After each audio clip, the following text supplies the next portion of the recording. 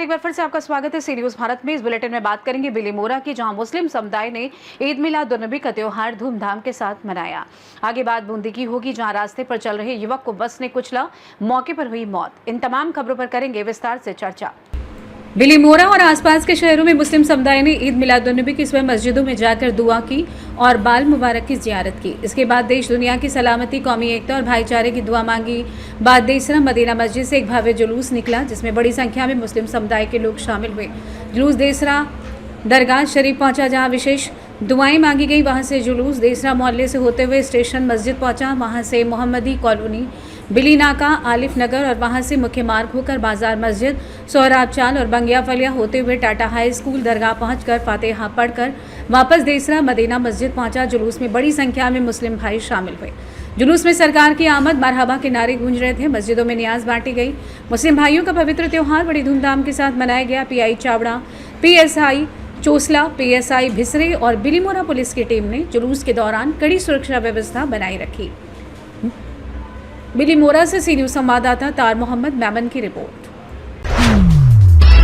खबर बूंदी से, जहां बूंदी के देवपुरा में रोडवेज बस ने रास्ते पर चल रहे युवक पर रोडवेज बस ने कुचल दिया, जिससे युवक की मौके पर ही मौत हो गई।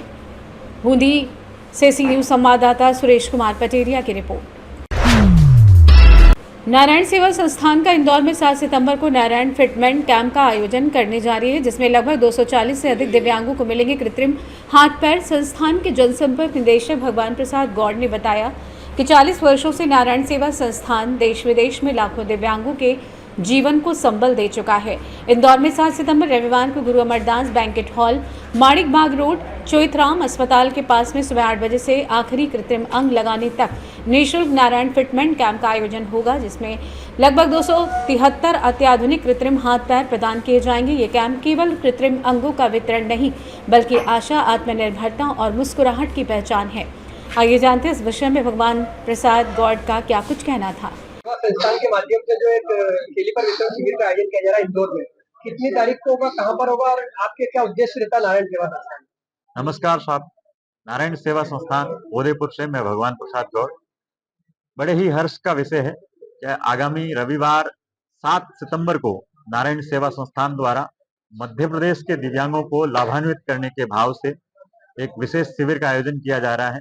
इसके अंदर ऐसे दिव्यांग जो किसी दुर्घटना में, बीमारी से या एक्सीडेंट की वजह से हाथ या पांव खो चुके हैं, उन्हें कृत्रिम हाथ पांव लगाने का modular artificial limb fitment camp आयोजित होगा। ये कैंप माणिक बाग स्थित अमरदास बैंक्वेट हॉल के अंदर रविवार को आयोजित है। ये शिविर सुबह प्रातः 8 बजे से लेकर जब तक लास्ट दिव्यांग रहेगा तब तक फिटमेंट की प्रक्रिया रहेगी।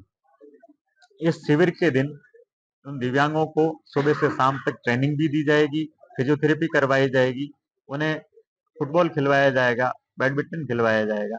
उनके अंदर आत्मविश्वास पैदा करने के सभी तरह के कार्य इस शिविर के माध्यम से किए जाएंगे। केवल आर्टिफिशियल लिम्ब लगाना ही संस्थान का उद्देश्य नहीं, उन्हें समाज की मुख्य धारा में जोड़ने और आत्मविश्वास के साथ में जीने की भी प्रेरणा दी जाएगी। लगभग कितने दिव्यांगों को इस अवसर पर फायदा मिलेगा? जी, अभी हमने करीब 3 माह पहले एक शिविर किया था, जिसके अंदर 500 दिव्यांगों उसमें आए थे। उसमें से करीब 274 दिव्यांगों का चयन हमने आर्टिफिशियल लिम्ब के लिए किया।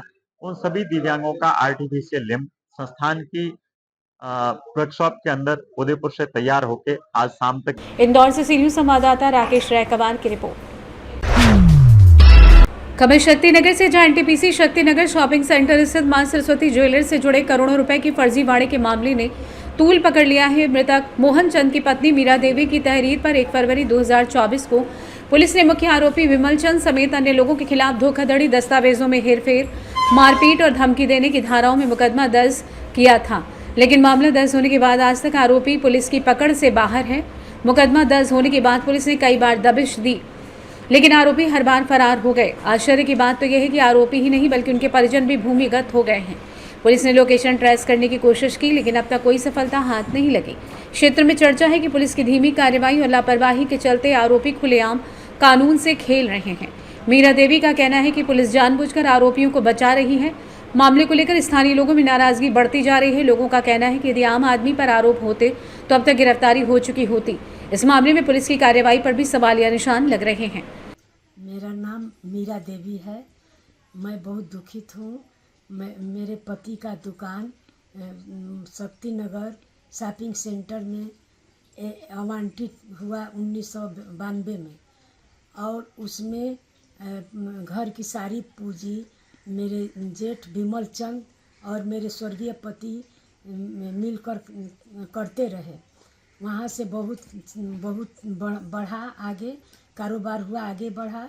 उससे बहुत शाखा खुली माँ सरस्वती ज्वेलर्स के नाम से ही विंध्यनगर, सिंगरौली, बीजपुर, लखनऊ, बेड़न में मॉल बना।